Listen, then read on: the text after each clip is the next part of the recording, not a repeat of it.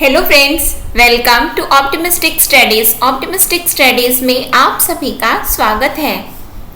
आज हम geography, Indian geography का लेक्चर 1 देखने जा रहे हैं। ये हमारा चाहे जो भी कॉम्पिटिटिव एग्ज़ाम हो, चाहे आप जिस भी फील्ड का कॉम्पिटिटिव एग्ज़ाम देना चाहते हैं, प्रतियोगी परीक्षा देना चाहते हैं, उन सभी एग्ज़ाम्स में ये आपके लेक्चर जो है बहुत ही मददगार साबित होंगे, क्योंकि आज से हम बेसिक से स्टार्ट कर रहे हैं ज्योग्राफी, जो कि आपका चाहे वो सीजी व्यापम का एग्ज़ाम हो, चाहे सीजी पीएससी का एग्ज़ाम हो, जैसे कि अभी एबीईओ का एग्ज़ाम होने वाला है, आपका हॉस्टल वार्डन का एग्ज़ाम होने वाला है, रेवेन्यू इंस्पेक्टर का एग्ज़ाम होने वाला है, उसके बाद फरवरी में आप पीएससी का एग्ज़ाम देने जा रहे हैं। तो इन सभी एग्ज़ाम में चाहे आप या फिर आप किसी भी स्टेट पीएससी के लिए तैयारी कर रहे हैं, या फिर आप एसएससी के लिए तैयारी कर रहे हैं, आप बैंकिंग के लिए तैयारी कर रहे हैं, या फिर आप यूपीएससी के लिए तैयारी कर रहे हैं, इसका मतलब आप चाहे जिस भी कॉम्पिटिटिव एग्ज़ाम की तैयारी कर रहे हैं, उन सभी एग्ज़ाम्स में ये जो लेक्चर है, क्योंकि ये आज से हम बेसिक से स्टार्ट करने जा रहे हैं ज्योग्राफी, ठीक है। तो ये हमारा डे 1 है, जहाँ पे हम लेक्चर 1 है हमारा। तो चलिए फिर हम आज के सेशन को स्टार्ट करते हैं। लेकिन सेशन को स्टार्ट करने से पहले यदि आप चैनल पे न्यू हैं तो चैनल को सब्सक्राइब कर लीजिए और बेल नोटिफिकेशन को ऑन रखिए, जिससे हम जो भी वीडियो डालें तो आप तक पहुंचती रहे। साथ में सेशन यदि आपको अच्छा लगे तो ज़रूर लाइक कीजिएगा, ज़्यादा से ज़्यादा लोगों तक शेयर भी ज़रूर कीजिएगा। तो चलिए फिर हम सेशन को स्टार्ट करें। ये हमारा यकीन बैच है, जो कि आपके सीजी व्यापम द्वारा आयोजित सभी एग्ज़ाम्स के लिए ये बैच लॉन्च किया गया है। ये जो है आपको यहाँ पे यदि आप इसको देखें, इसकी प्राइस देखेंगे तो बहुत ही कम प्राइस रखी गई है। इसके कारण ये है जिससे सभी बच्चे अफोर्ड कर सके, अफोर्डेबल प्राइस रखी गई है, जैसे जो कोई भी पढ़ना चाहता है, सीजी व्यापम की तैयारी करना चाहता है, सीजी व्यापम के साथ साथ आप चाहे जिस भी एग्ज़ाम के लिए अपेयर करोगे, ये सब में मदद करेगा, क्योंकि हम पूरी बेसिक चीज़ पढ़ेंगे, पूरा हर चीज़ बेसिक टू एडवांस लेवल। जो एग्ज़ाम पैटर्न अभी प्रेजेंट में आ रहा है, उसी एग्ज़ाम पैटर्न को फॉलो करते हुए हमारा ये जो है ये बैच यकीन बैच, जहाँ पे हमें स्वयं पे यकीन होना चाहिए कि क्या हम ये एग्ज़ाम को निकाल पाएंगे, इसीलिए इसका नाम रखा गया है यकीन बैच। क्यों? क्योंकि ये सभी एग्ज़ाम्स को निकालने की बात है, जहाँ पे स्वयं पे यकीन की बात है, इसीलिए ये अफोर्डेबल प्राइस है। लेकिन ये अफोर्डेबल प्राइस आपको सिर्फ और सिर्फ 15 अगस्त तक ये ऑफ़र वैलिड रहेगा। तो जल्द से जल्द आप जो है, यदि आप इच्छुक हैं कोर्स को ज्वाइन करने के लिए, तो आप कोर्स को ज्वाइन कर सकते हैं। कोर्स को ज्वाइन कैसे करेंगे? तो कोर्स को ज्वाइन करने के लिए आप हमारे मोबाइल ऐप को डाउनलोड कर लीजिए। मोबाइल ऐप की लिंक आपको डिस्क्रिप्शन बॉक्स में भी मिल जाएगी, साथ में कमेंट सेक्शन में पिन्ड कमेंट में भी मिलेगी। वहाँ से जाकर के आप मोबाइल ऐप को डाउनलोड कर लीजिए, या फिर गूगल प्ले स्टोर से डाउनलोड कर लीजिए। और उसके बाद में आप जैसे ही अंदर आएंगे मोबाइल ऐप में, आपको सामने में ही दिखेगा, तो वहाँ पे आपको जो है कोर्स में यदि आप जाएंगे तो कोर्स में आपको यकीन करके लिखा होगा। तो बस आपको जो है उसी बैच में एनरोलमेंट करवाना है, जहाँ पे प्राइस 1399 रखी गई है। लेकिन अगेन मैं आपको बताऊंगी कि लिमिटेड ऑफर है, केवल और केवल 15 अगस्त तक ही ऑफर रहने वाला है। अधिक जानकारी के लिए आप हमें दिए गए इस नंबर पर कॉल भी कर सकते हैं, व्हाट्सएप भी कर सकते हैं, और जिस भी प्रकार की चाहे जो भी समस्या हो, कोई भी बात हो, तो आप बिल्कुल हमें इस नंबर पर कॉल करके व्हाट्सएप करके बता सकते हैं। अन्यथा आप ये इसको भी रख लीजिए, इसको भी सेव कर लीजिए, जहाँ पे आप हमें डायरेक्टली हमें मेल भी कर सकते हो, ठीक है। तो ये जानकारी रहा है। लेकिन पहले कोर्स ज्वाइन करने से पहले आप एक बार डेमो देख लीजिए, क्योंकि बच्चों की डिमांड होती है कि एक बार डेमो दिखा दीजिए, उसके बाद में हम जो है ज्वाइन करेंगे। तो ये डेमो भी है, साथ में ये लेक्चर नंबर 1 है, क्योंकि ऐप में यदि आप जाओगे तो ऐप में आपको ये वाला लेक्चर देखने को मिलेगा, है ना। तो फिर हम स्टार्ट करते हैं आज की क्लास को, जहाँ पे हमें पढ़ना है क्या है, ज्योग्राफी का लेक्चर 1 है। ज्योग्राफी, यदि हम ज्योग्राफी की बात करें तो ज्योग्राफी में हमें पढ़ना क्या रहता है? तो ज्योग्राफी में ना, यदि हम ओवरऑल ज्योग्राफी की बात करते हैं तो हमें 4 चीज़ पढ़ना रहता है इसमें, तब जाकर के हम ज्योग्राफी को मानते हैं कि हमने ज्योग्राफी को पढ़ा है। पहली चीज क्या है, हमें एस्ट्रोनॉमी पढ़ना रहता है। क्या पढ़ना रहता है? एस्ट्रोनॉमी पढ़ना रहता है, जिसे हम एस्ट्रोलॉजी भी बोलते हैं। क्या बोलते हैं? एस्ट्रोलॉजी भी बोलते हैं। अंतरिक्ष विज्ञान जिसे हम बोलते हैं, या फिर खगोल विज्ञान, है ना, खगोल, खगोल शास्त्री बहुत लोग होते हैं, तो खगोल विज्ञान, ठीक है, एस्ट्रोलॉजी या एस्ट्रोनॉमी। दूसरी चीज हमें जियोलॉजी पढ़ना रहता है। क्या पढ़ना रहता है? जियोलॉजी। ये जियोलॉजी क्या होता है? तो जियोलॉजी होता है आपका भूगर्भ, भूगर्भ, है ना, भूगर्भ पढ़ना रहता है। फिर उसके बाद हमें और क्या देखना रहता है? तो टोपोग्राफी देखना रहता है। टोपोग्राफी में हम क्या देखते हैं? तो टोपोग्राफी में हम देखते हैं भू आकृति देखते हैं, कि आकृति कहाँ है, कहाँ पे क्या पर्वत पहाड़ ये सब देखते हैं। भू आकृति हो गया हमारा, है ना। फिर उसके बाद आता है हमारा जियोग्राफी, जियोग्राफी, ठीक है। तो जियोग्राफी का मतलब होता है भूगोल। क्या है? भूगोल, ठीक है। तो ज्योग्राफी को पढ़ना है तो आपको कैसे पढ़ना है? एस्ट्रोनॉमी या फिर एस्ट्रोलॉजी को पढ़ना रहता है, जियोलॉजी को पढ़ना रहता है, टोपोग्राफी को पढ़ना रहता है, और फिर उसके बाद जियोग्राफी को पढ़ना रहता है, ठीक है। समझ में आया आप लोगों को? आज हम कहाँ से स्टार्ट करने जा रहे हैं? तो आज हम स्टार्ट करने जा रहे हैं एस्ट्रोनॉमी, या फिर हम बोले एस्ट्रोलॉजी, या फिर हम बोल सकते हैं खगोल से हम स्टार्ट करने जा रहे हैं। खगोल में सबसे पहला हम क्या देखेंगे? तो सबसे पहला पॉइंट यदि हमारा है तो हम देखने जा रहे हैं formation of stars. Formation of stars, तारों का निर्माण देखने जा रहे हैं। फॉर्मेशन ऑफ स्टार्स, ठीक है, तारों का निर्माण। तारे देख रहे हो, तारे देखते हो ना आप लोग, है ना, बोलते दिन में तारे क्या देख रहे हो, तो आप लोग रात में तारे देखिए। तो तारे जो हम देख रहे हैं, तो तारों का निर्माण कैसे हुआ? फॉर्मेशन ऑफ स्टार्स, ये हमारा पहला टॉपिक है। तो स्टार बनने के लिए दो चीज बहुत ही ज़रूरी होती है। तारा होने के लिए दो चीज इंपॉर्टेंट है, और वो कौन सी है दो चीज? तो वो दो चीज है, एक तो तारा के पास जो है अपना खुद का हीट होना चाहिए, और दूसरी बात है उसके पास में लाइट होना चाहिए। क्या होना चाहिए? हम कब बोलेंगे कि कोई चीज तारा है? तो यदि किसी के पास स्वयं का हीट होगा, ऊष्मा होगी, और स्वयं की लाइट होगी, तब जाकर के हम बोलेंगे कि नहीं ये तारा है। एग्जाम्पल में यदि हम देखें तो एग्जाम्पल सन। सन क्या है? सूर्य क्या है? तो सूर्य एक तारा है। क्या है सूर्य? सूर्य एक तारा है। क्यों? क्योंकि उसके पास जो है अपनी ऊष्मा है, अपना हीट है, और क्या है? उसके पास अपनी लाइट है, रोशनी प्रदान कर रहा है सूर्य, ठीक है। ये बताइए, क्या मून भी एक तारा है? क्या चंद्रमा भी एक तारा है क्या? तो नहीं, चंद्रमा तारा नहीं है। क्यों चंद्रमा तारा नहीं है? चंद्रमा तारा इसलिए नहीं है क्योंकि वो अपनी रोशनी जो है कहाँ से पा रहा है? वो तो सूर्य की वजह से चमक रहा है, सूर्य से ही तो चमक रहा है, सूर्य की रोशनी की वजह से चंद्रमा चमकता हुआ हमें दिखाई दे रहा है। इसका मतलब यदि हम बात करें यहाँ पे, तो चंद्रमा तारा नहीं है, तो फिर कौन है तारा? सूर्य एक तारा है, ठीक है। और तारा होने के लिए क्या होना पड़ता है? तारा होने के लिए जो बेसिक रिक्वायरमेंट होती है वो ये है कि उसके पास अपनी हीट होनी चाहिए और अपनी लाइट होनी चाहिए। बिल्कुल आप लोग ये बात को समझ गए हैं। उसके बाद में आइए हम देखते हैं किस तरीके से ये पूरा निर्माण हुआ है इसका, है ना। ये तारा, ये एक तारा है, तो ये तारे का निर्माण कैसे हुआ और या फिर क्या होता है इसके साथ में, तो आइए देखते हैं, समझते हैं। तारा बनने से पहले क्या होता है? तारों का निर्माण, तो तारा बनने से पहले की स्टेज क्या होती है कि ये ना पूरा गैस होते हैं। क्या होते हैं? गैस होते हैं, ठीक है। ये गैस कैसे होते हैं? तो ये गैस के गोले से होते हैं, बहुत दूर दूर दूर दूर रहते हैं ये, है ना। गैस के गोले रहते हैं, एकदम दूर दूर रहते हैं।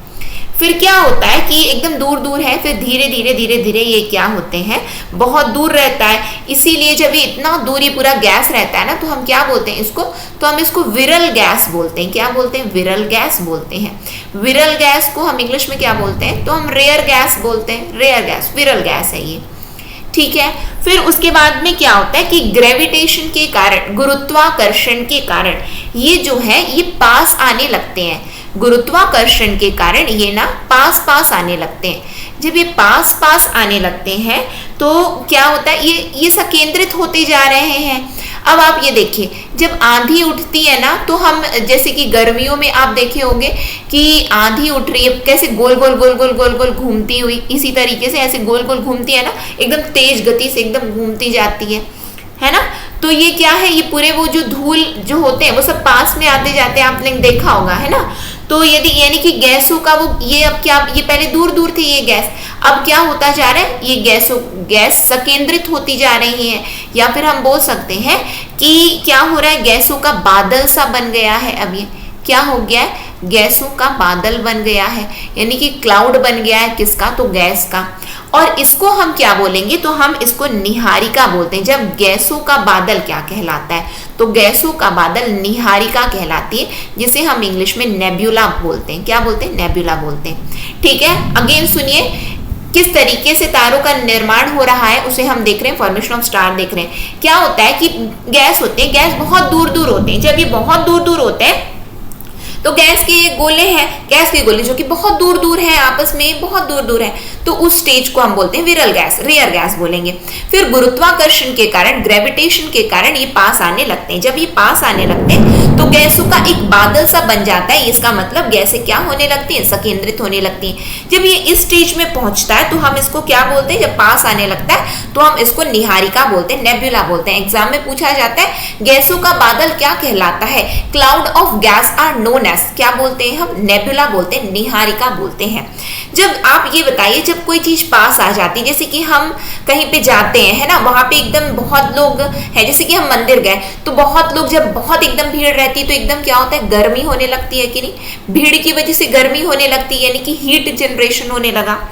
तो क्या होती है, जब ये पास आने लगते हैं तो हीट जनरेट हो रहा है, ये पास आने लगे हैं पूरे गैस, अब क्या गैसों का एकदम बादल सा बन गया। जब बादल सा बन गया यानी कि सब पास पास, इमेजिन करो कि आप कहीं गए हो, एकदम भीड़ है, खचाखच भीड़ है वहां पे, तो एकदम अपने आप में आपको गर्मी लगने लगेगी, सफोकेशन होने लगेगा, तो यानी कि हीट जनरेट हो रही है। जब ये हीट जनरेट हो रही है तो इसमें ये क्या होता है, ये गैस के गोले में आग पकड़ लेती है। क्या हो जाता है, गैस के गोले में आग पकड़ लेती है। जब ये आग पकड़ लेती है, इसका मतलब कि इसके पास में क्या आ गया, हीट आ गया। हीट की वजह से आग पकड़ लिया, यानी कि लाइट भी दिखने लगा, आग हो गया तो लाइट दिखने लगा। तो ये अब ये कौन सी स्टेज आ गई, तो ये अब स्टेज आ गई है, यानी कि आप देखो तारा बनने के लिए क्या चाहिए, तारा बनने के लिए हीट चाहिए और लाइट चाहिए। इसका मतलब ये क्या बन गया, अब ये बन गया तारा, ये बन गया, क्या बन गया, तारा बन गया। ठीक है, पूछा जाता है तारा बनने से पहले की स्टेज कौन सी होती है, तो तारा बनने से पहले की स्टेज होती है गैसों का बादल। गैसों का बादल क्या कहलाता है, Niharika, nebula. Cloud of gas क्या कहलाता है, तो नेबुला। ये जब पास पास आए हैं तो हीट जनरेट हुआ है, जब हीट जनरेट हुआ है तो आग पकड़ लिया, आग पकड़ लिया है तो क्या हो गया, आग की वजह से लाइट आ गई अपने पास, अब इसका हीट भी हो गया, लाइट भी हो गया, तो ये क्या बन गया, तारा बन गया, स्टार बन गया, स्टार फॉर्म हो गया, स्टार फॉर्म हो गया। समझ में आया आप लोगों को, तारा बन गया। अब ये तारा बनने के बाद में अब क्या होता है, ये तारा कैसा है, सन है ना, यानी कि हम मान करके चलते हैं सूर्य भी क्या है, सूर्य तो तारा है, तो ये सूर्य की तरह, इसी तरह। अब देखो तारे तो सब है, लेकिन सूर्य क्या है, हमसे सबसे नजदीक का तारा है, इसीलिए हम इसके बारे में पढ़ रहे हैं। बाकी तारे भी और हैं, लेकिन वो सब क्या है, हमसे दूर में रहते हैं, तो हम उसको ज्यादा नहीं पढ़ते हैं। लेकिन ये क्या है, ये सूर्य है, जिसके बारे में हम बिल्कुल जान रहे कि अच्छा ये तो हमारे पास का है, तो हम बिल्कुल इसके बारे में पढ़ रहे हैं। तो ये तारा बन गया। अब ये तारा बन गया तो इसमें होता क्या है, पूछा जाता है एग्जाम में कि इसमें ये देखो हीट कब जनरेट होता है, हीट तब जनरेट होता है जब उसमें ईंधन होता है ना, फ्यूल जब होता है, ईंधन होता है, तब उसमें हीट जनरेट हुआ, यानी कि पास में है, इसका मतलब इसमें क्या था, इसमें फ्यूल है, इसमें कोई ईंधन है। पूछा जाता है कि इस तारे में जो है, तारे में कौन सा ईंधन होता है, तो तारे में कौन सा ईंधन होता है, तो तारे में हाइड्रोजन होता है। क्या होता है, सन में क्या होता है, इसमें क्या होता है, बहुत ध्यान से सुनना है ना, हाइड्रोजन है। अब ये कैसे, इसका मतलब हो क्या रहा है, एग्जैक्टली में ये होता क्या है, तो तारे में पूछा गया, यदि पूछा जाता है कौन सा ईंधन है, तो हाइड्रोजन है। हो क्या रहा है इसमें, तो ईंधन, ये जो हाइड्रोजन है ना, ये जो हाइड्रोजन है, तो वो क्या हो रहा है, ये हाइड्रोजन का जो ये हाइड्रोजन के बाद का जो स्टेज है, इसमें ईंधन हाइड्रोजन है। अब ईंधन जब खत्म होने लगता है, अब आप ये देखो कि कभी भी ईंधन खत्म होने लगेगा, जैसे कि हम मान करके चलते हैं, क्या मान के चले, हमारे घर का गैस है, ठीक है, तो उसमें क्या भरा हुआ है, आपके यहाँ का सिलेंडर जो है, सिलेंडर, ठीक है, सिलेंडर में क्या भरी हुई है, गैस भरी हुई है, एलपीजी भरा हुआ है कि नहीं, लिक्विफाइड पेट्रोलियम गैस भरी हुई है, वो उसका ईंधन है। यानी कि जब वो खत्म होने को आता है, जब वो खत्म होने को आया, इसका मतलब जब इसका ये ईंधन खत्म होने को आया तब ये क्या बन जाएगा, तब ये बन जाएगा रेड जायंट। रेड जायंट बन जाएगा, यानी कि सूर्य क्या बन जा रहा है, सूर्य बन जा रहा है रेड जायंट, यानी कि ये तारा क्या बन जा रहा है, रेड जायंट बन गया। रेड जायंट मतलब क्या होता है, लाल दानव। क्या बोलते हैं हम इसको, लाल दानव बोलते हैं, ठीक है, लाल दानव बन गया। अब ये पूछा जाता है लाल दानव बनने से पहले वाली प्रक्रिया क्या है, लाल दानव कब बन जाता है, कोई भी तारा लाल दानव कब बनता है, कोई भी तारा, हम एक एग्जाम्पल बस माने कि सूर्य है, कोई भी तारा लाल दानव कब बनता है, तो कोई भी तारा लाल दानव तब बनता है जब उसका ईंधन यानी कि हाइड्रोजन का जब हीलियम में नाभिकीय संलयन होता है, हाइड्रोजन का जब हीलियम में नाभिकीय संलयन होता है, नाभिकीय संलयन होता है। इसका मतलब क्या हुआ कि when nuclear fusion takes place, है ना, nuclear fusion takes place, nuclear fusion of hydrogen into helium, है ना, हाइड्रोजन किसमें, हाइड्रोजन इनटू हीलियम। समझ में आ रहा है आप लोगों को। अब ये तो बिल्कुल समझ में आया कि न्यूक्लियर फ्यूजन हुआ है हाइड्रोजन का हीलियम में, नाभिकीय संलयन हुआ है। ये बिल्कुल एग्जाम में एग्जामिनर क्या देते हैं, विखंडन हो रहा है, यानी कि फ्यूजन हो रहा है, फ्यूजन नहीं होता है, संलयन होता है, विखंडन नहीं होता है, विखंडन नहीं होता है, संलयन होता है ना, फ्यूजन होता है, फ्यूजन नहीं होगा, याद रखना इस चीज को। बिल्कुल हाइड्रोजन का हीलियम में नाभिकीय संलयन हो गया। पूछा जाता है ये किस स्टेज में होता है, इसका स्टेट क्या है, ये किस स्टेट में होता है, तो ये कौन से स्टेट में होता है, इसके अंदर में ये कौन सा है, जैसे कि आपके सिलेंडर में गैस भरी रहती है, अब इसके तभी तो वो जल रही है, गैस भरी है इसीलिए तो जल रही है, जल तो ये भी रहा है, हीट इसके पास भी है, जल रहा है बिल्कुल लाल एकदम, कैसे दिख रहा है हमको, लाइट, हीट भी है, लाइट भी है, तारा है। तो ये किस स्टेट में होता है, तो ये प्लाज्मा स्टेट में होता है। कौन से स्टेट में होता है, प्लाज्मा स्टेट में होता है। अब ये प्लाज्मा क्या होता है, ये प्लाज्मा क्या होता है, ये प्लाज्मा, आइए देखते हैं, समझते हैं कि ये प्लाज्मा क्या होता है। प्लाज्मा वो होता है कि ये जो है ना तो सॉलिड है ना तो लिक्विड है, ठीक है, ना तो ये ठोस है और ना तो ये तरल है, यानी कि सॉलिड लिक्विड दोनों ही नहीं है, ये दोनों का मिक्सचर है। प्लाज्मा का मतलब होता है, आप जैसे कि अपने घर में यदि मलाई, दूध के ऊपर जो मलाई पड़ती है ना, वो कौन सा स्टेट में होता है, तो वो होता है प्लाज्मा स्टेट में, मलाई हो गया, है ना। मलाई के अलावा जो गम होता है ना, गोंद जो हो गया, तो वो भी कौन से स्टेट में होता है, तो वो भी जो है आपका किस स्टेट में होता है, तो वो भी प्लाज्मा के स्टेट।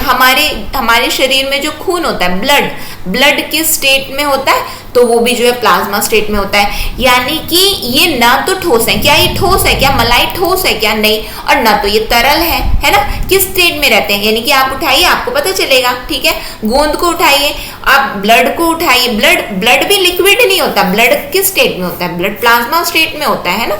तो वो ये जो है इसके अंदर में क्या होता है, कौन से स्टेट में, ये क्या इसके अंदर में जब हाइड्रोजन का हीलियम में नाभिकीय संलयन होता है तो ये कौन से स्टेट में रहता है, तो ये प्लाज्मा के स्टेट में होता है। ये जो प्लाज्मा होता है, तो प्लाज्मा यानी कि अपने से यदि ठोस होता और ये तरल होता तो फिर अपनी जगह से दूसरी जगह चला जाता, यानी कि बह जाता। अब ये बताओ कि यदि सूर्य तारा है और वो जो है यदि ठोस होता है या फिर तरल होता है, तो दूसरी बात वो तो प्लाज्मा है, इसी वजह से क्या वो हमें दिखता है क्या, कि वो गायब सा तो नहीं दिखा, यानी कि हमेशा ही हमें तो दिखाई दे रहा है ना, हमेशा ही हमको दिखाई देता है। ये यहाँ पे बादल की बात नहीं की जा रही, लेकिन अपनी जगह पे दिखाई देता है कि नहीं, बिल्कुल देता है, ठीक है। इसका मतलब उसके अंदर में कौन सा स्टेट है ये गैस का, तो प्लाज्मा है ये, ठीक है, याद रहेगा, एग्जाम में पूछा जाता है किस स्टेट में, तारा के अंदर में किस स्टेट में रहता है जब ये हाइड्रोजन का हीलियम में नाभिकीय संलयन होता है, तो वो कौन से स्टेट में होता है, तो वो प्लाज्मा स्टेट में होता है। यहाँ तक समझ में आया आप लोगों को, ठीक है। अब इसको आगे देखते हैं। अब यहाँ पे इसका मतलब हमें ये समझ में आ गया कि ये है नेब्यूला से यानी कि निहारिका मतलब क्या था, गैसों का बादल, उसके बाद में ये तारा बन गया, तारा के बाद में ये क्या बन गया, लाल दानव, रेड जायंट बन गया। ठीक है, रेड जायंट के बाद में क्या होता है कि इसके पास में ये जो है इसका ईंधन खत्म होने लगता है ना। जब ये 90% खत्म होने लगता है, इसका ईंधन 90% जब ईंधन खत्म होने लगता है तो ये क्या बनता है, लाल दानव बन जाता है। ठीक है, अब उसके बाद में ये लाल दानव बन गया। सभी तारा, सब जितने भी तारा होते हैं इस स्टेट से होकर के गुजरते हैं, इस स्टेट से होकर के गुजरते हैं। फिर उसके बाद में इसके अब ईंधन है ना, अब ईंधन एक समय के बाद तो खत्म हो जाएगा। तारा है, सूर्य है तो बोला जाता है कि सूर्य ना 5 अरब वर्ष जो है अपनी जिंदगी जो है जी चुका है। ठीक है, अब केवल और केवल उसके पास में 5 अरब वर्ष और रह गए हैं और उसके बाद में सूर्य खत्म हो जाएगा। ठीक है, ये जो है ऐसा खगोल शास्त्रियों का कहना है। ठीक, तो एस्ट्रोलॉजिस्ट जिन्होंने पढ़ा है उन ये कहना है कि सूर्य जो है 5 अरब वर्ष बाद जो है खत्म हो जाएगा, तब हम नहीं रहेंगे, चिंता मत करो, हमारे लिए केवल पढ़ने की बात है यहाँ पे। ठीक है, तो यहाँ पे हमने क्या पढ़ा, हमने यहाँ पे ये पढ़ा कि जब ईंधन खत्म होने लगा, जब 90% जब ईंधन खत्म होने लगा तो तारा बन गया रेड जायंट, यानी कि लाल दानव में परिवर्तित हो गया। लाल दानव के बाद में 2 स्थिति होती है। कौन सी 2 स्थिति होती है, तो आइए देखते हैं, समझते हैं कि कौन सी 2 स्थिति है। पहली बात, एक जो है जो छोटा तारा होगा और एक जो बड़ा तारा होगा। 2 तारे हैं, एक छोटा तारा है ना, छोटा तारा और ये बड़ा तारा। रेड जायंट कब हुआ, तो रेड जायंट ईंधन एक समय के बाद में खत्म हो जाएगा। ईंधन एक समय के बाद में खत्म होना है, इसका मतलब कि छोटे साइज का तारा इधर गया, बड़े साइज का तारा। 2 स्थिति आती, ये छोटे साइज का तारा है और ये बड़े साइज का तारा है। उसमें क्या होता है कि जब 95% जब ईंधन खत्म हो जाएगा, 95%, यहाँ पे 95% जब ईंधन खत्म हो जाएगा, फ्यूल खत्म हो जाएगा। फ्यूल कौन सी स्टेट में है, यहाँ पे प्लाज्मा स्टेट में। मैंने आपको बता दिया कौन सी स्टेट में, प्लाज्मा स्टेट में रहता है। प्लाज्मा स्टेट में मतलब कि हाइड्रोजन का हीलियम में क्या हुआ है, नाभिकीय संलयन हुआ है, न्यूक्लियर फ्यूजन हुआ है हाइड्रोजन का हीलियम में। जब 95% जब ईंधन खत्म हो जाएगा इस तारे का, तो ये बन जाएगा व्हाइट ड्वार्फ बन जाएगा। ये व्हाइट ड्वार्फ क्या होता है, तो व्हाइट ड्वार्फ होता है श्वेत वामन या फिर हम बोलते हैं श्वेत बौना बोलते हैं। ठीक है, समझ में आया। जब 95% इस तारे के पास का जो ईंधन यदि खत्म हो जाएगा तो वो बन जाएगा व्हाइट ड्वार्फ के बाद में जिसे हम बोलते हैं श्वेत बौना के नाम से जानते हैं। जब इसका ईंधन जो है 100% यदि खत्म हो गया तो ये बन जाएगा ब्लैक ड्वार्फ बन जाएगा। इसका मतलब ये क्या बन जाएगा, काला वामन या काला बौना बन जाएगा। इसका मतलब कि यहाँ पे तारा अस्तित्व में आया यहाँ पे, और यहाँ पे तारा जो है अस्तित्व से अपने अस्तित्वहीन हो गया, यानी कि तारे जो है बिल्कुल खत्म हो गए। और ये ब्लैक ड्वार्फ जैसे ही बनता है तो ये चमकना बंद कर देते हैं। चमकता क्यों है, हीट की वजह से क्या है कि वो बिल्कुल क्या हो रहा है, उसके पास में ऊष्मा है, ऊष्मा की वजह से हुआ क्या था, तो ऊष्मा की वजह से आग पकड़ी थी तो लाइट आया था। तो यहाँ पे क्या है, 95% तो ईंधन खत्म हो गया। जब ईंधन खत्म हो जाएगा तो वो व्हाइट ड्वार्फ बन गया। जब 100% ईंधन खत्म हो जाएगा तो यानी कि वो क्या बन गया, ब्लैक ड्वार्फ बन गया, काला वामन बन गया। जब वो काला वामन हो गया, जब उसके पास का तो ईंधन खत्म हो गया, इसका मतलब वो चमकना बंद, यानी कि अस्तित्वहीन, तारे का अस्तित्व जो है खत्म हो गया। ठीक है, ये क्या है, छोटे साइज के तारे की स्थिति ये होती है।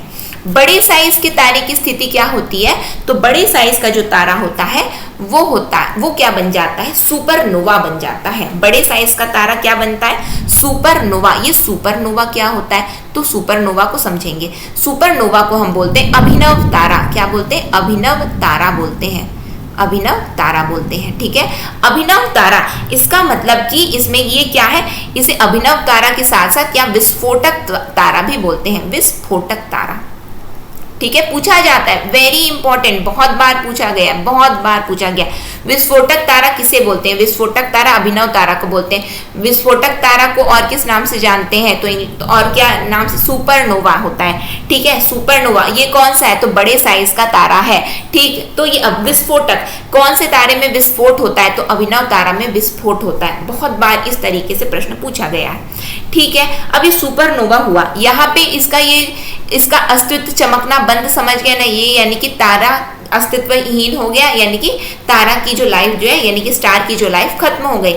सुपरनोवा यानी कि विस्फोटक तारा विस्फोट हो गया। विस्फोट होकर के जो है, जब कोई चीज विस्फोट होती है तो क्या होता है? एकदम टुकड़े टुकड़े हो जाते हैं, है ना? जब कोई भी चीज विस्फोट हुई, अब इसका विस्फोट हो रहा है। विस्फोट होने के बाद में क्या होता है कि 4 स्थिति आती है। कौन सी स्थिति आती है? या तो सबसे एकदम बड़ा सा टुकड़ा बचा, विस्फोट होने के बाद जो सबसे बड़ा टुकड़ा बचेगा तो उसे हम क्या बोलते हैं? तो बड़े टुकड़े को हम बोलते हैं न्यूट्रॉन तारा। क्या बोलते हैं? न्यूट्रॉन बोलते हैं, न्यूट्रॉन बोलते हैं, ठीक है, न्यूट्रॉन तारा बोलते हैं। इसके पास में जो है न्यूट्रॉन है, यानी कि इलेक्ट्रॉन प्रोटॉन नहीं है, यानी कि प्लस माइनस चार्ज इसके पास नहीं है, यानी कि प्लस माइनस नहीं है, नेगेटिव और पॉजिटिव नहीं है। ये क्या है? न्यूट्रल स्टेज में है, न्यूट्रॉन है ये। समझ में आया? ये न्यूट्रल स्टेज में है। और ये क्या है? सबसे बड़ा आकार में क्या है? बड़ा आकार का विस्फोट हुआ। विस्फोट के बाद में यदि बड़े आकार का टुकड़ा बचा तो उसे हम बोलेंगे न्यूट्रॉन। यदि छोटे आकार का टुकड़ा बचा तो छोटे आकार का टुकड़ा बचेगा तो उसे हम बोलेंगे पल्सर। क्या बोलेंगे हम? पल्सर बोलेंगे, ठीक है, पल्सर बोलते हैं। और साथ में और भी किस नाम से जानते हैं? तो क्वेसर के नाम से जानते हैं हम। क्या, किस नाम से? तो क्वेसर के नाम से जानते हैं। ये क्या होते हैं? तो ये ऐसे तारे होते हैं जो कि बहुत ही तेज गति से घूमते हैं। क्या होते हैं? बहुत ही तेज गति से घूम रहे होते हैं, बहुत तेज गति से घूमते हैं, तेज गति से घूमते हैं। पूछा जाता है कि बहुत ही तेज गति से कौन से तारे घूमते हैं? तो पल्सर या क्वेसर घूमते हैं, ठीक है। साथ में ये भी पूछा जाता है, एक बार पूछा गया था एग्जाम में कि पल्सर क्वेसर क्या होते हैं? तो पल्सर क्वेसर क्या होते हैं? तो पल्सर क्वेसर होते हैं बहुत ही तेज गति से घूमने वाले तारों को हम क्या बोलते हैं? पल्सर या क्वेसर बोलते हैं, ठीक है। फिर उसके बाद में यदि छोटा टुकड़ा, बहुत ही छोटा टुकड़ा बचा, बहुत ही छोटा टुकड़ा बचेगा तो वो बहुत ही छोटा टुकड़ा क्या बन जाता है? तो बहुत ही छोटा टुकड़ा बन जाता है ब्लैक होल बन जाता है। उसको हम किस नाम से जानते हैं? उसको ब्लैक होल के नाम से जानते हैं। ब्लैक होल है, काला है, ठीक है, काला है, ब्लैक होल है, छोटा, बहुत छोटा होता है, ब्लैक होल होता है। अब ये बहुत ही छोटा मतलब ब्लैक होल है, इसका मतलब ये चमकना बंद हो गया, ठीक है, चमकना बंद हो गया। इसका मतलब 2 स्थिति होती है। कौन सी एक स्थिति होती है? यानी कि तारे का अंत हो गया, ब्लैक होल, तारे का अंत, ठीक। ये क्या है? एक जब ब्लैक ड्वार्फ बन जाता है तब भी तारा चमकना बंद हो जाता है, जब ब्लैक होल बन जाता है तब भी तारा चमकना बंद कर देता है। पूछा जाता है ऐसी कौन सी स्थिति है जब तारे नहीं टिमटिमाते या फिर तारे चमकना बंद कर देते हैं? तो ब्लैक होल की वो स्थिति होती है और ब्लैक ड्वार्फ की ये स्थिति होती है, यानी कि ये 2 नहीं चमकते हैं। बाकी यदि श्वेत वामन की यदि हम बात करें, व्हाइट ड्वार्फ की बात करें, आखिर उसके पास 95% भले ही खत्म हुआ है, 5% तो ईंधन बचा है, उसकी वजह से धीमे धीमे गति से आखिर वो फिर भी टिमटिमाता रहता ही है। न्यूट्रॉन भी थोड़ा टिमटिमाता ही है, पल्सर और क्वेसर भी थोड़े टिमटिमाते हैं, भले ही वो बड़ी ही तेज गति से घूम रहे होते हैं। सुपरनोवा तो बिल्कुल, ये तो विस्फोट हुआ है, विस्फोटक है, ये विस्फोटक तारा, तो बिल्कुल ये तो जलता हुआ दिखाई देगा ही हमें। अब यहाँ पे बात आती है कि ये ब्लैक होल के बारे में हमें समझ में आ गया कि बहुत ही छोटा टुकड़ा है, ठीक है। उसके बाद की स्थिति क्या होती है? उसके बाद की स्थिति यहाँ पे ये बताया जा रहा है कि यहाँ पे जब ये रेड जायंट होता है तो ये कोई भी तारा हो, चाहे वो कोई भी तारा हो, उसको ये स्थिति से होकर के गुजरना ही पड़ता है। कौन सी स्थिति से? चाहे वो बड़ा हो या छोटा। अब ये बड़ा छोटा हमें कैसे पता चलेगा कौन सा तारा बड़ा होता है, कौन सा तारा छोटा होता है? तो उसके लिए भी बताया गया है, ठीक है। उसके लिए चंद्रशेखर लिमिट होती है। चंद्रशेखर कौन है? तो चंद्रशेखर इंडियन अमेरिकन साइंटिस्ट हैं जिन्होंने जो है इस लिमिट को दिया। क्या दिया, कैसे दिया, चंद्रशेखर सीमा दी, वो भी मैं बताऊंगी। लेकिन ये जो लाल दाना होता है, रेड जायंट होता है, तो रेड जायंट के पास में क्या है? ईंधन कम होने लगा। मैंने क्या बताया? 90% जब ईंधन कम हो जाता है तो वो किसमें परिवर्तित हो जाता है? तारा। तो तारा परिवर्तित होता है लाल दाना रेड जायंट में। इसका मतलब इसके पास का जो ईंधन है, ईंधन तो कम हो गया। ईंधन कम हुआ है लेकिन ये आकृति में बड़ा होता जाता है। ईंधन कम हुआ ईंधन के कम होने से इसका आकार जो है बढ़ता गया है। ठीक है, ये क्या है, आकार बढ़ता जा रहा है लेकिन ईंधन कम हुआ है। उसके बाद में आकृति इसकी बढ़ गई, फिर उसके बाद में ये दो स्टेज से होकर के गुजरेगा। जो छोटा तारा होगा, जो छोटे साइज का तारा होगा, तो वो व्हाइट ड्वार्फ, ये व्हाइट ड्वार्फ और ब्लैक ड्वार्फ की स्थिति उसके साथ में होगी। 95% ईंधन खत्म तो व्हाइट ड्वार्फ, 100% ईंधन खत्म तो ब्लैक ड्वार्फ। यदि वो बड़े साइज का तारा हुआ तो वो सुपरनोवा यानी कि अभिनव तारा कहलाएगा, विस्फोटक तारा कहलाएगा। इसमें से ये 4 स्थिति होती हैं उसके साथ में, या तो वो एकदम बड़ा टुकड़ा बचा तो उसको हम न्यूट्रॉन तारा बोलेंगे, जिसके पास में न प्लस होता है ना माइनस होता है, न्यूट्रल स्टेज में होता है ये तारा। पूछा जाता है कि कौन सा तारा जो ऐसा है जो कि जिसके पास में कोई चार्ज नहीं है, तो न्यूट्रॉन तारा ऐसा है जिसके पास में कोई चार्ज नहीं रहता है। ऐसे कौन से तारे हैं जो बहुत ही तेज गति से घूम रहे होंगे, तो पल्सर या क्वेसर। ठीक है, ऐसा कौन सा स्टेज होता है, ऐसे कौन से तारे हैं जो कि बिल्कुल नहीं चमकते, तो ब्लैक होल और ब्लैक ड्वार्फ नहीं चमकते। अब ये देखो, ये आया, अब हम ब्लैक होल की स्थिति में आ गए, चमकना ये बंद। ब्लैक होल इतना छोटा ये होता है, इतना छोटा होता है कि ये इवेंट जो है, इसका मतलब ये छोटा, मतलब आप क्या समझ रहे हैं कि कैसा छोटा। अब ये ऐसा छोटा है, ये ब्लैक होल छोटा जरूर है लेकिन है तो ये तारे का टुकड़ा, छोटा जरूर है लेकिन है तो ये तारे का टुकड़ा। तो इसके साथ में क्या स्थिति होती है, नेक्स्ट पेज में हम देखते हैं। नेक्स्ट स्टेज में ये यहाँ पे हम देखते हैं ब्लैक होल के साथ की स्थिति, है ना।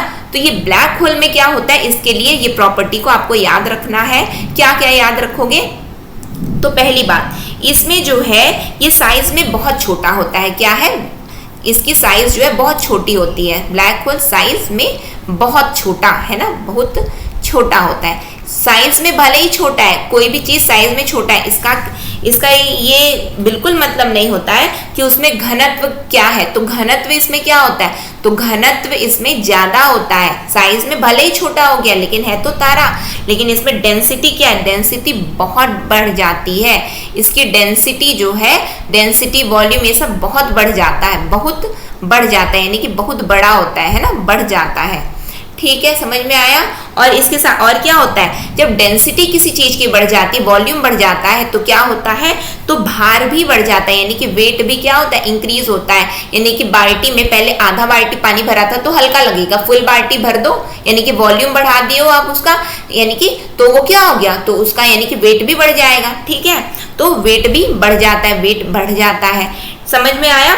अब ये ऐसी स्थिति होती है ब्लैक होल की, ये ऐसा होता है कि ये इवन प्रकाश को भी अपने आर पार नहीं जाने देता है, यानी कि प्रकाश को भी ये पार नहीं करने देगा। ऐसा माना जाता है यदि ये ब्लैक होल यदि पृथ्वी से टकरा जाएगा तो पृथ्वी को भी ये तबाह कर देगा, पृथ्वी को भी ये तबाह कर देगा। ये इस तरीके से इसके पास में शक्ति है ना, कि ब्लैक होल यदि उल्का पिंड आता है ना, तो उल्का पिंड को जो है बिल्कुल मिसाइल मार के उसको गिरा देंगे, लेकिन ब्लैक होल जो है, ब्लैक होल को मिसाइल कुछ काम नहीं करेगी इसमें, यानी कि वो मिसाइल को भी खत्म कर देगा। यदि वो ऐसा माना जाता है कि यदि पृथ्वी पर ब्लैक होल यदि टकराए, यदि घूमते घूमते पृथ्वी से यदि ब्लैक होल टकरा जाएगा तो क्या होगा, तो पृथ्वी को भी तबाह कर देगा। ठीक है, और ये जो है ब्लैक होल में ये बहुत ही ज्यादा रिसर्च चल रहे हैं। अभी जो हाल ही में जो नोबेल पुरस्कार मिला था 2020-21 का, तो वो भी ब्लैक होल की स्टडी पे ही मिला है ना, ब्लैक होल की स्टडी में ही नोबेल पुरस्कार मिला था। ये जो है बिल्कुल रिसर्च इस पर चल रहा है कि क्या है कैसा है। तो ये चीजें इतनी आपको समझ में आई। अब यहाँ पे मैंने आपको बताया साइज में बड़ा, साइज में छोटा। अब ये कैसे पता चले कि साइज में बड़ा है छोटा है, कैसे पता चले, तो चंद्रशेखर है। ठीक है, चंद्रशेखर कौन है, तो भारतीय अमेरिकी वैज्ञानिक है। इन्होंने क्या बताया है, तो इन्होंने बताया है यदि हम साइज बड़े की बात करें, बड़ा तारा क्या होता है और छोटा तारा क्या होता है, यहाँ पे हम देखते हैं ना।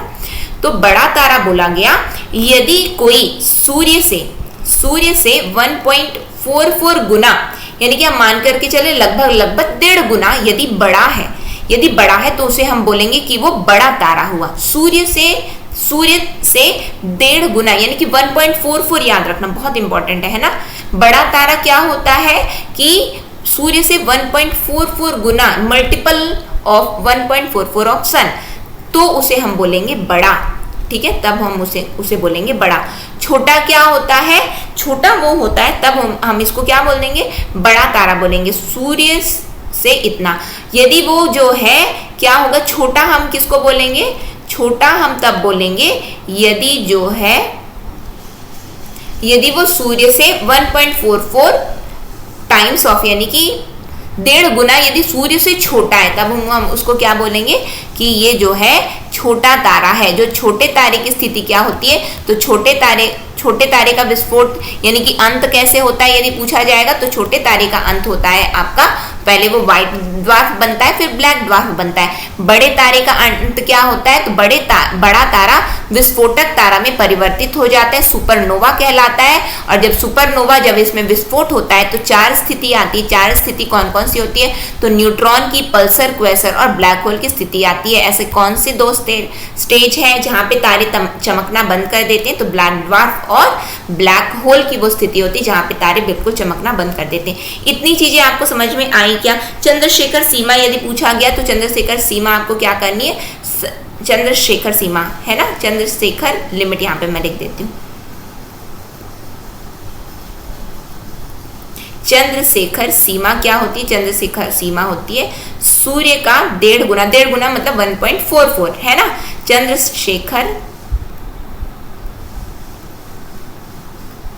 चंद्रशेखर लिमिट जिसे हम बोलते हैं, उन्हीं के नाम पर उन्होंने ये सीमा बताई, तो उनके नाम पे ही ये सीमा पड़ गई, यानी कि लिमिट पड़ गया कि हम कब बोलेंगे कोई भी तारा छोटा है। कोई भी तारा तब छोटा कहलाएगा जब वो सूर्य से 1.44 छोटा है ना।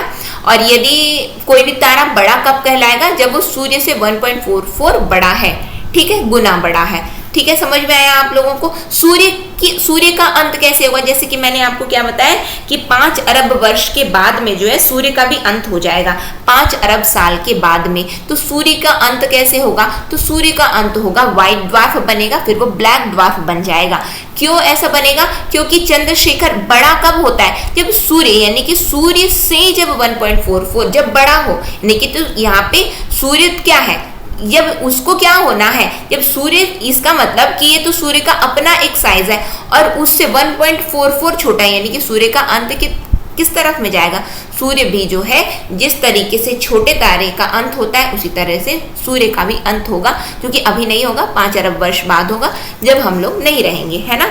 अब बात आती है यहाँ पे जो भी हमने जो पढ़ा है, अब उसको जो है हम यहाँ पे देख लेते हैं कि हमने पढ़ा क्या क्या है। Formation of the stars and its cycles, जैसा कि मैंने आपको क्या बताया कि formation of the stars is believe to have taken place some 5 to 6 billion years ago. माना जाता है कि तारों का निर्माण 5 से 6 अरब साल पहले हुआ था, यानी कि मैंने क्या बताया है कि ये सूर्य जो है अपनी जिंदगी का कितना जी चुका है, तो 5 अरब वर्ष जी चुका है। अब और कितना बचा है, 5 अरब बचा है, यानी कि सूर्य का निर्माण कब हुआ है, सूर्य एक तारा है और इसका निर्माण कब हुआ है, तो 5 से 6 अरब वर्ष पूर्व हुआ है। ठीक है, नेबुला नामक एक बहुत बड़े बादल के रूप में हाइड्रोजन गैस के संचय से एक आकाशगंगा का निर्माण होता है। बादल से हाइड्रोजन गैस के संचय, ठीक है, हाइड्रोजन, फिर हाइड्रोजन का क्या होता है, फिर हाइड्रोजन का न्यूक्लियर फ्यूजन होता है, नाभिकीय संलयन होता है हीलियम में। वो बात की स्थिति पहले नेबुला क्या है, a galaxy stars to form by accumulation of hydrogen gas in form of very large cloud, है ना, उसको क्या बोलते हैं, नेबुला बोलते हैं। These nebula starts developing into localised clumps of gases, ये नेबुला गैसों के स्थानीयकृत गुच्छों में विकसित होने लगता है। गुच्छे मैंने आपको बताया ना कि ऐसे पास में आने लगते, पूरे क्लाउड बन जाता है, गुच्छे बन जाते हैं। ठीक है, ये गुच्छे समय के साथ घने होते गए और इससे तारों का निर्माण हुआ। मैंने बताया था ना, ये घने होते गए, हीट हो गया, यानी कि पास आ जाओ। जब कोई पास आ जाता है तो एकदम में क्या होता है, एकदम भीड़ हो जाती है, एकदम गर्मी लगने लगती है। अब गर्मी है, हीट जनरेट हो गया, तो ये इसमें लाइट आ गई, यानी कि आग पकड़ लिया। जब आग पकड़ लिया है तो क्या हो गया, आग पकड़ लिया, लाइट आ गई, इसका मतलब तारे का निर्माण हो गया। ये वही लिखा है, ये गुच्छे समय के साथ घने होते गए और इससे तारों का निर्माण हो गया। फिर क्या हुआ, तारों के निर्माण के चरण क्या क्या है, तो सबसे पहले कौन सा चरण हमने देखा, नेबुला देखा। तो ये क्या है, ये अंतरिक्ष में गैस है। कौन सा है, गैस है। मुख्य रूप से क्या है, हाइड्रोजन और हीलियम है। और धूल का एक बादल है, पूछा जाएगा धूल का बादल क्या है, डस्ट इन स्पेस क्या है, नेबुला है। फिर क्या है, it is a stars birth place. Nebula ही क्या होता है, तो तारे का जन्म स्थान है। स्टार्ट कहाँ से होता है, नेबुला से स्टार्ट होता है। कहाँ से स्टार्ट होता है, नेबुला से स्टार्ट होता है। नेबुला जब, क्या मैंने आपको बताया कि ये क्या है, स्टार्टिंग कहाँ से होगा, तो नेबुला से स्टार्ट होगा। रेयर गैस को मत करना है ना, रेयर गैस तो मतलब अभी तो बहुत दूर दूर है, तो वो तो उनका मतलब अस्तित्व, विरल गैस उनका तो कोई अस्तित्व ही नहीं है। जब वो पास में आए तब वो अस्तित्व में आए हैं ना, जब वो पास में आ रहे हैं तब वो अस्तित्व में आने लगे हैं। क्यों, कैसे आए हैं वो पास पास, ग्रेविटेशन की वजह से, गुरुत्वाकर्षण की वजह से। तो ये यदि हम बोले जन्म स्थान क्या है, बर्थ प्लेस क्या है तारों का, तो बर्थ प्लेस है इसका नेबुला। समझ में आया। फिर प्रोटोस्टार, प्रोटोस्टार क्या होता है, ये अर्ली स्टेज होता है, early stage of a star formation where nuclear fusion is yet to begin, यानी कि अभी न्यूक्लियर फ्यूजन हुआ नहीं है, परमाणु संलयन, नाभिकीय संलयन अभी हुआ नहीं है, शुरू होना अभी बाकी है, वो होता है प्रोटोस्टार। ठीक है, यह एक तारे की तरह दिखता है, लेकिन इसका कोर अभी तक इतना गर्म नहीं हुआ है कि वह वहां परमाणु संलयन हो सके। यदि पूछा जा रहा है प्रोटोस्टार क्या होता है, प्रोटोस्टार मतलब अभी इसमें नाभिकीय संलयन, परमाणु संलयन हुआ नहीं है, इसका मतलब अभी ये इतना गर्म हुआ नहीं कि परमाणु, यानी कि हाइड्रोजन जो है हीलियम में, हाइड्रोजन का हीलियम में नाभिकीय संलयन हो जाए, अभी ये इतना गर्म नहीं हुआ है। जब और गर्म होगा तब जाकर के ये इसका फ्यूजन होगा। फिर उसके बाद टी टॉरी स्टार क्या होता है, it represent intermediate stage between a protostar and a low mass main sequence star like the sun. It is a young low weight star less than 10 million years old that is still undergoing gravitational contraction. T Tauri तारा क्या होता है, तो यह एक protostar और सूर्य जैसे कम द्रव्यमान वाले मुख्य अनुक्रम तारे के बीच एक मध्यवर्ती अवस्था का प्रतिनिधित्व करता है। क्या, टी टॉरी तारा।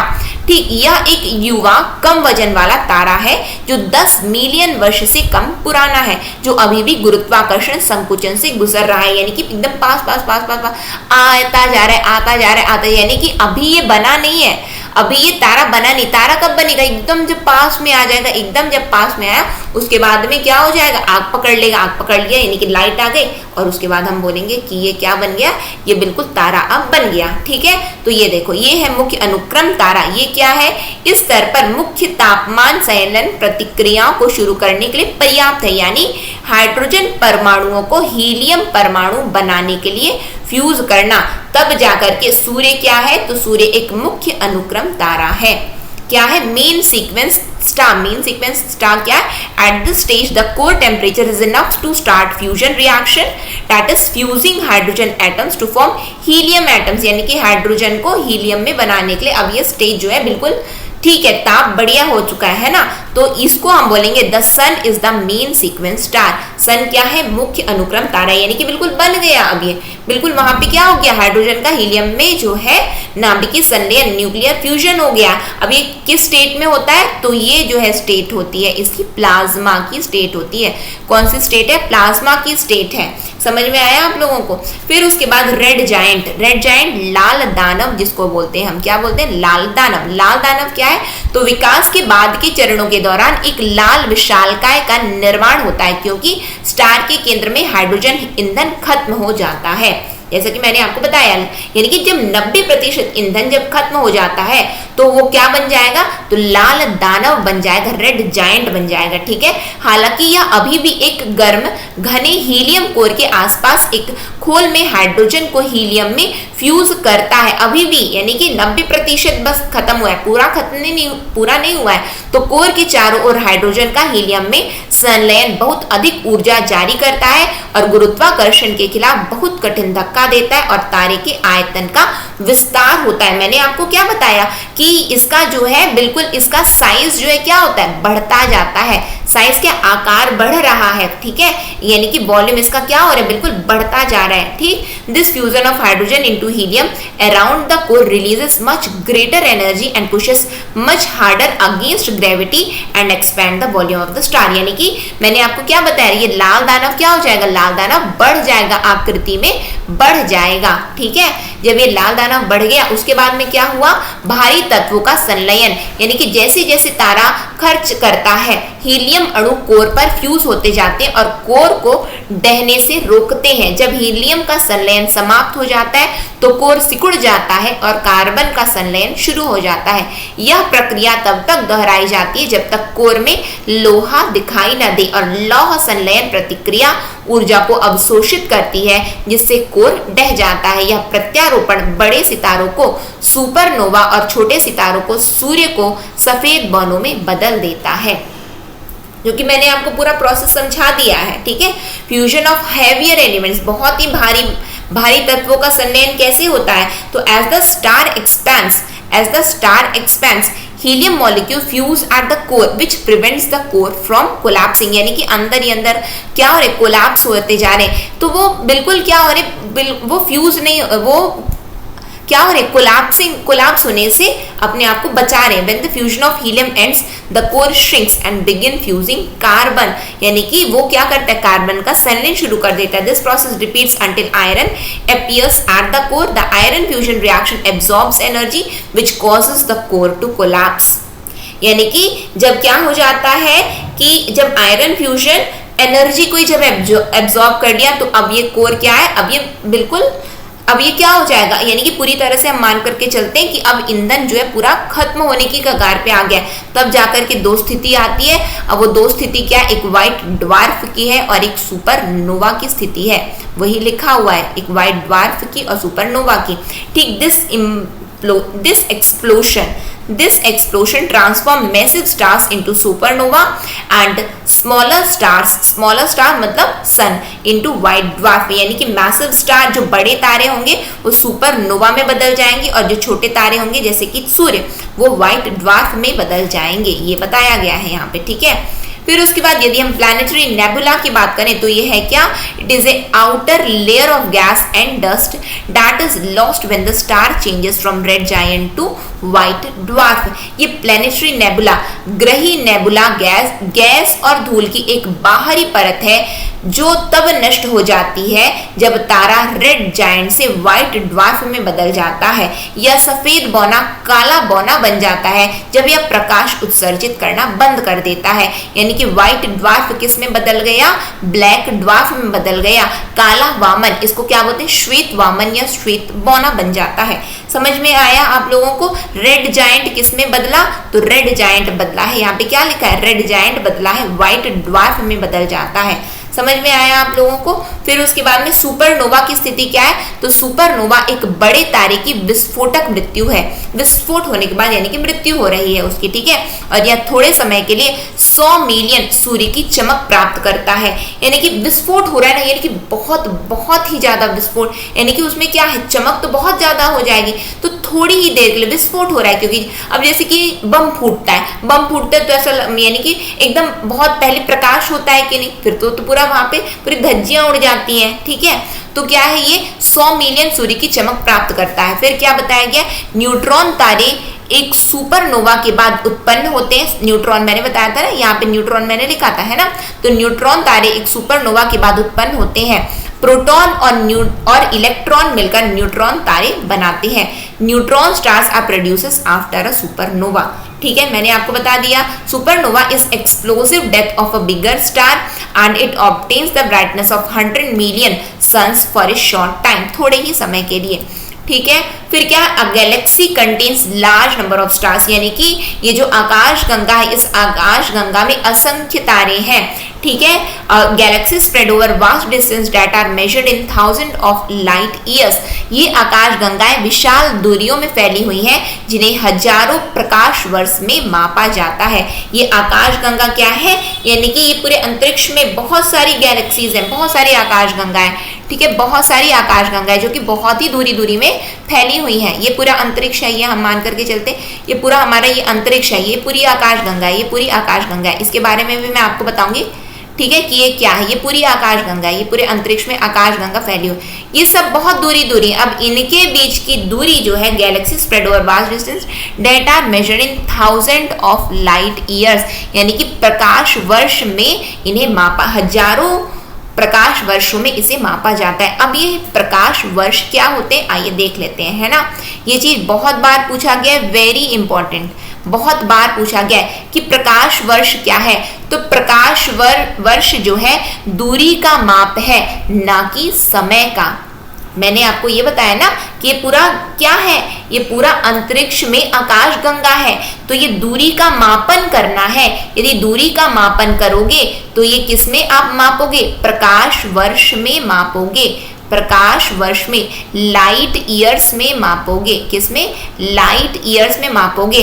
इसका मतलब कि ये क्या बताया गया, प्रकाश वर्ष दूरी का माप है, ना कि समय का। यह वह दूरी है जो प्रकाश एक पृथ्वी वर्ष में तय करता है। It is the light year is a measure of distance and not a time. याद रखना, लाइट ईयर जो है डिस्टेंस को मेजर करता है, ना कि टाइम को। याद रहेगा, बहुत बार ये पूछा गया है। It is the distance that light travels in one earth year. ये क्या है, यह वह दूरी है जो प्रकाश एक पृथ्वी वर्ष में तय करता है। It is the distance that light travels in one earth year. एक पृथ्वी वर्ष में जो दूरी तय की जाती है उसे ही हम क्या बोलते हैं, उसे ही हम प्रकाश वर्ष बोलते हैं। ठीक है, 1 light year is equal to 9.46 trillion kilometre. एक प्रकाश वर्ष क्या है, तो एक प्रकाश वर्ष 9.46 ट्रिलियन किलोमीटर के बराबर होता है। एक प्रकाश वर्ष कितने के बराबर होता है, तो एक प्रकाश वर्ष 9.46 ट्रिलियन किलोमीटर के। किलोमीटर क्यों आया, क्योंकि ये डिस्टेंस को मापता है, दूरी को मापता है, ना कि समय को। समय को मापता तो सेकंड मिनट ये आता, लेकिन ये किलोमीटर लिखा है, तो किलोमीटर का मतलब ये आपको समझ जाना है कि दूरी का मापन है। प्रकाश वर्ष, बार बार बोल रही हूँ, गलत किसी का नहीं होना चाहिए। जितने भी लोग पढ़ रहे हो बिल्कुल किसी का गलत नहीं होना चाहिए, है ना। तो प्रकाश वर्ष किसका मापन है, तो प्रकाश वर्ष जो है दूरी का मापन है, ना कि समय का। समझ में आया आप लोगों को। तो ये लेक्चर को फिर हम यहीं पे एंड करेंगे जहाँ पे हमने लेक्चर 1 में बेसिक ज्योग्राफी से स्टार्ट किया। बेसिक ज्योग्राफी यानी कि पहले हमें क्या पढ़ना रहता है, हमें खगोल पढ़ना रहता है, किस तरीके से ये तारों का निर्माण हुआ है। ठीक है, फिर उसके बाद हम देखेंगे, अब ही हमने क्या देखा, तो तारों का निर्माण भी हमने देख लिया, तारों के बाद, तारों के निर्माण के बाद तारों का अंत भी हमने देख लिया। साथ में अब ये बताइए सुपरनोवा क्या होता है। सुपरनोवा मतलब ये जो विस्फोट हो जाता है, जब विस्फोटक यानी कि जब जो है जो बड़े तारे होते हैं तो उनका अंत किस रूप में होता है, तो सुपरनोवा, विस्फोटक तारे, अभिनव तारा भी बोलते हैं हम इसे। ठीक है, समझ में आया इस तरीके से। अब यदि प्रश्न आएगा तो आपका गलत होगा क्या, नहीं होगा ना। एक चीज और सुन लो, एक चीज यहाँ पे मैं थोड़ा बताना भूल गई हूँ, तो उसको भी मैं आपको यहाँ पे बता देती हूँ कि ये जो होता है कि कलर ऑफ स्टार कैसे डिसाइड होता है। हम देख रहे हैं ना, सूर्य को लाल लाल दिखाई दे रहा है कि नहीं, बिल्कुल दे रहा है। क्यों दिखाई दे रहा है, कि ये इन तारों का कलर कैसे डिसाइड होता है। Colour of star depends on what, यदि पूछा गया colour of stars depends on यानी कि इन तारों का रंग किस पर निर्भर करता है, तो इन तारों का रंग निर्भर करता है तापमान पर। किस पर, तापमान पर, टेम्परेचर में डिपेंड करता है। पृष्ठ तापमान भी बोलते हैं हम लोग। ठीक है, टेम्परेचर पे डिपेंड करता है। टेम्परेचर पे डिपेंड कैसे करता है, तो 3 स्थिति होती है। कौन कौन सी वो 3 स्थिति होती है, तो पहली बात, यदि कोई तारा लाल कलर का दिख रहा है, तो लाल कलर का होना मतलब कि टेम्परेचर क्या है, तो नॉर्मल टेम्परेचर है। क्या है, नॉर्मल टेम्परेचर है। एग्जाम्पल क्या होगा, तो एग्जाम्पल होगा आपका सन। ठीक है, यदि कोई तारा यदि व्हाइट कलर का दिख रहा है तो उसका टेम्परेचर क्या है, तो उसका टेम्परेचर है मीडियम। क्या है, मीडियम, मध्यम तापमान है उसका। ठीक है, मध्यम तापमान है। यदि कोई तारा ब्लू दिख रहा है, नीला दिख रहा है, तो उसका क्या होगा, ये हो गया नॉर्मल, ये हो गया मीडियम। और जब कोई ब्लू दिखेगा इसका मतलब क्या है, वो हाई टेम्परेचर है, बहुत ही अधिक उसका तापमान है, तब जाकर के वो जो है ब्लू दिखता है। ये अक्सर एग्जाम में पूछा गया है आपके। ठीक है, कि पहली बात कि तारों का रंग किस पर निर्भर करता है, तो पृष्ठ तापमान पर निर्भर करता है। Colour of star depends on temperature. Red colour denotes normal temperature, white colour denotes medium temperature and blue color denotes high temperature। Lal colour normal तापमान को बताता है, श्वेत जो है मध्यम, और नीला जो है अधिक तापमान को बताता है। समझ में आया आप लोगों को, इतनी चीजें क्लियर है। तो फर्स्ट सेशन में हमने ये सब चीज को पढ़ा है। अगेन मैं आपको याद दिलाना चाहूंगी कि जो ऑफर है, सभी जितने भी कोर्स जितने भी एग्जाम्स व्यापम के द्वारा आयोजित किए जाएंगे जिसकी वैलिडिटी है आपकी जो है कितनी की रहेगी, तो 8 महीने की, 8 मंथ्स वैलिडिटी है, ठीक है, यानी कि मार्च महीने तक, अभी अगस्त से लेकर के मार्च तक है, जहां पे आपको जितनी भी बार देखना चाहोगे आप लोग बिल्कुल देख सकते हो, जो भी वीडियो है, साथ में पीडीएफ भी अभी जो मैंने आपको बताया है, पढ़ाया है, ये पीडीएफ भी आपको वहां पे ऐप में ही अवेलेबल करवाई जाएगी। साथ में इसमें और क्या रहेगा, तो हम जितने भी टॉपिक को पढ़ते जाएंगे, मैं आपको एमसीक्यू भी पढ़ाऊंगी, जितने भी टॉपिक और सब्जेक्ट्स, पहली बार टॉपिक इसका मतलब हम सब्जेक्ट्स के सबके एमसीक्यू भी देखेंगे जो कि बिल्कुल इसी में इंक्लूडेड है, फ्री रहेगा एमसीक्यू जो कि मैं आपको करवाती जाऊंगी, है ना। और क्या रहने वाला है, जो सबसे इंपॉर्टेंट बात है कि वैलिडिटी जो है केवल और केवल 15 अगस्त से उस 15 अगस्त तक है, जिसके बाद में इसका प्राइस बढ़ जाएगा और अभी इसका प्राइस आपको ये कोर्स मिल जाएगा 1399 में मिल जाएगा और उसके बाद में ये कोर्स जो है बढ़ जाएगा। तो मैं ये चाहूंगी कि आप लोगों को यदि, क्योंकि इतने कम रेट में आपको कोई भी नहीं पढ़ाएगा, है ना, इतने कम रेट में यदि हम देखें कि ऑल एग्जाम कोर्स जो है सीजी व्यापम का कोई भी नहीं पढ़ाएगा, तो यहाँ पे आपको पढ़ाया जा रहा है, तो बिल्कुल लाभ लीजिए। और मैं तो ये चाहूंगी कि सभी लोग, जितने लोग देख रहे हो, साथ में ज्यादा से ज्यादा शेयर करो, जिससे क्योंकि जिससे ज्यादा से ज्यादा बच्चे जुड़ पाए, क्योंकि इतने अफोर्डेबल प्राइस में यदि कोई आपको पढ़ा रहा है तो बिल्कुल आपको भी लाभ लेना है। साथ में जो लोग अफोर्ड नहीं कर पा रहे तो उनको, अपने फ्रेंड्स लोगों को भी बताओ कि ठीक है कि हम लोग एटलीस्ट पढ़ लेते हैं, क्यों नहीं तो आप 10 बुक उठाने जाओगे, कहाँ से पढ़ें क्या पढ़ें कुछ भी पता नहीं है, अभी बिल्कुल पता है कि ये चीज को पढ़ना है जो कि आपको पढ़ाया जा रहा है, ठीक है। तो फिर इसी के साथ में मैं आज के सेशन को एंड करूंगी, नेक्स्ट सेशन में फिर हम मिलेंगे। नेक्स्ट सेशन तक के लिए optimistic learning, thank you for the session.